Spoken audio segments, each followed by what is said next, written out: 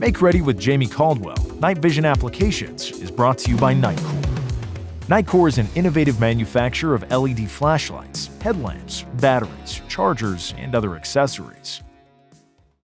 And then lastly, if you don't have any of these, can't afford any of these at the moment, but you do have your pistol that you want to rock, you can always do some of the handheld options. You know, Surefire, again, with their V-light, I can go IR, white light, with just a handheld option to be able to put that up there with my pistol to be able to illuminate.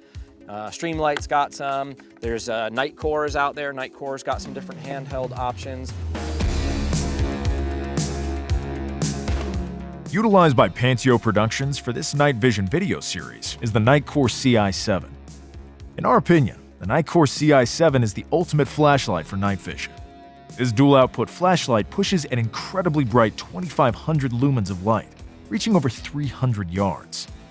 Rotating the flashlight head instantly turns the CI7 into an adjustable 7,000 milliwatt long-range IR illuminator. This 940 nanometer IR light is invisible to the human eye and can only be detected by night vision or thermal vision. Providing both high-power infrared and white light, this light enables you to quickly switch from stealth maneuvers to swift actions, which makes CI7 an indispensable tool for scouting, search and rescue, hunting, and law enforcement. The CI7 comes with all the standard features you expect on a Nitecore flashlight: IP68 waterproof, mode memory, high-efficiency constant current, and advanced temperature regulation.